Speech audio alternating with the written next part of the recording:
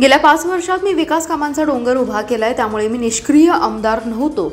ज्या गटात चांगले बहुमत मिळायला पाहिजे होते ते मिळालं नाही, त्यामुळे सदरचा निकाल हा ईव्हीएम घोटाळा असल्याचा आरोप माजी आमदार विक्रम सावंत यांनी केलाय। याबाबत न्यायालयीन लढा उभारण्याचा इशाराही सावंत यांनी दिलाय। मतदान झाल्यानंतर रात्रीच अनेक काँग्रेस पदाधिकारी कार्यकर्त्यांनी आमच्याशी संपर्क साधून मला किती मताधिक्य मिळेल याची माहिती सोशल मीडियावर आणि दुसऱ्या दिवशी प्रत्यक्ष भेटून दिली। त्या आधारावरून प्रत्यक्षात तरी तशी मते मिळाली नाहीत। हा ईव्हीएम घोटाळा आहे। यापुढच्या काळात राजकीय पटलावर पूर्ण ताकदीनिशी सक्रिय राहणार असून सांगली जिल्ह्याच्या अध्यक्षपदावरून काम करत जतसह संपूर्ण जिल्ह्यात काँग्रेस पक्षाला उभारी देण्याचं काम करणार असल्याचे सावंत म्हणाले। लाडकी बहीण योजनेच्या नावाखाली युतीने ईव्हीएम घोटाळा प्रकरण लपवण्याचा डाव केलाय। ईव्हीएम घोटाळा हे फार मोठं षडयंत्र आहे। आलेल्या ईव्हीएम मशीन या गुजरात येथून आणल्याचा आरोप सावंत यांनी केलाय। राज्यात 95 मतदारसंघात ईव्हीएमची साक्षरता निर्माण करणारी बातमी दैनिक लोकमतने छापली आहे, तर 76 मतदारसंघात ईव्हीएम मशीनवर कमी मते मिळाली। ईव्हीएम मशीन हॅक करून युतीच्या उमेदवारांची मते वाढवली गेली आहेत। लाडकी बहीण योजनेमुळे केवळ 5% फरक पडेल असा अंदाज व्यक्त केला गेला। विधानसभेच्या निवडणुकीच्या पार्श्वभूमीवर जे महाराष्ट्रात महायुती आणि महाविकास आघाडी प्रामुख्यानं लढत होती, त्या निकालात प्रामुख्यानं जर बघितलं तर महायुतीला जवळजवळ 230 जागा या निमित्तानं मिळाली। पण महाराष्ट्रात ज्या पद्धतीनं या सर्वसामान्य लोकांच्या भावना होत्या, त्या भावनेच्या माध्यमातून महायुतीला एवढ्या मोठ्या प्रमाणावर यश मिळेल असं सर्वसामान्य लोकांच्यात आज या निमित्तानं आवाज होता की त्यांना एवढं मोठ्या प्रमाणावर यश मिळेल असं वाटत नव्हतं।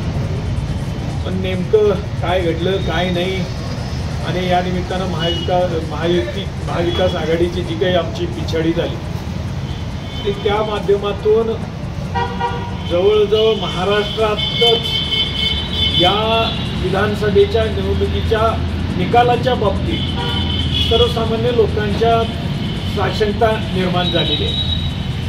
आणि मग जत विधानसभेचं जर बघितलं तर गेल्या 5 वर्षाच्या कालावधीमध्ये ज्या पद्धतीनं या जत विधानसभेच्या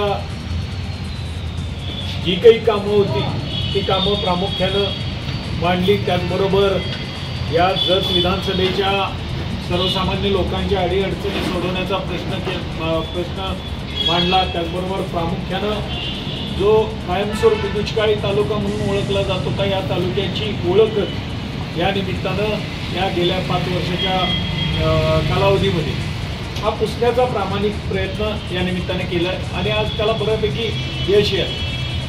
अशी परिस्थिती असताना एकीकडं पाणी, एकीकडं विकास काम, एकीकडं संपर्क, अशा पद्धतीचं असताना देखील या निकालाच्या बाबतीत सर्वसामान्य कार्यकर्त्यांच्या बाबतीत मतदारांच्या बरोबरच आमची बी साक्षरता या निमित्तानं आम्हाला निर्माण झाली। प्रामुख्यानं जी काही गावं 6 गावं मला लीडिंग मिळालं, त्या 6 गावांच्या लीडिंगच्या बाबतीत जर बोलायचं झालं तर ते लीडिंग नाममात्र आहे। आणि जिथं खऱ्या अर्थानं आम्हाला लीडिंग मिळायला पाहिजे होती अशी जवळजवळ या तालुक्यातली एक साधारणतः 67 अशी गावं होती की तिथं प्रामुख्यानं आम्हाला लीडिंग मिळणं क्रमप्राप्त। मग आमचं दरीवडचे असू दे, उंडे असू दे, मालगाव असू दे, गोळंडगी असू दे, त्याचबरोबर संख असू दे, याचबरोबर हे भिवरगी असू दे, तिकोंडे असू दे, कोंदण बवला, गिरगाव, त्याचबरोबर या रावळगुंडवाडी असेल, वाळेखिंडी असेल, शेगाव, त्याच्यानंतर इकडं परत आल्यानंतर मेंढीगिरी, उंटवाडी, भोजानवाडी, उमराणी, या ठिकाणी खऱ्या अर्थानं बेळवंकी, या ठिकाणी प्रामुख्यानं आमच्या बिरुळमध्ये सुद्धा प्रॉपर बिरुळच्या बाबतीत सुद्धा आम्हाला लीडिंग मिळणं क्रमप्राप्त होते। पण असे जर निकाल बघितले तर खऱ्या अर्थानं हे निकाल धक्का देण्यासारखे निकाल आहेत। आणि गेल्या 5 वर्षाच्या कालावधीमध्ये ज्या पद्धतीने या तालुक्यातले प्रश्न मांडले, या तालुक्याचे प्रश्न सोडवण्याचा प्रामाणिक प्रयत्न केला, त्या अनुषंगानं या निवडणुकीचा जर निकाल बघितला तर एकतर्फी निकाल लागलेला आहे असं या निमित्तानं आम्हाला वाटतंय। आणि जी काही यंत्रणा ज्या ईव्हीएम मशीनच्या बाबतीत आमची या निमित्तानं साशंकता आणि अशा पद्धतीत या तालुक्यातला हे लोकशाहीला या महाराष्ट्रात काळीमा फासण्याचं काम या माध्यमातून झालेलं आहे असं या निमित्तानं आम्हाला वाटतं की जिथं जिथं महायुतीचे उमेदवार आहेत तिथं सरासरी जर बघितलं तर एकाच म्हणजे सिक्वेन्सली त्यांना मतं पडलेली दिसत आहे आणि जे काही लिडिंग आहे ते लिडिंग साधारणतः 36 ते 38च्या आसपास सर्वसामान्य सगळीकडे आपल्याला बघायला मिळतं। पण हे जर अशा पद्धतीचं जर होणार असेल तर या लोकशाहीला काळीमा फासण्याचं काम या महायुतीच्या माध्यमातून झालेलं आहे। त्याचबरोबर जे आपले BJPची सत्ता या केंद्रात आहे त्यांच्या माध्यमातून झालेलं आहे असं या निमित्तानं आम्हाला वाटतंय। कारण गेल्या 5 वर्षाच्या कालावधीमध्ये जतमधला जर संपर्क बघितला तर खऱ्या अर्थानं ही निवडणूक एकतर्फी माझा विजय होणं अपेक्षित होतं, पण आज तसं घडलेलं नाही।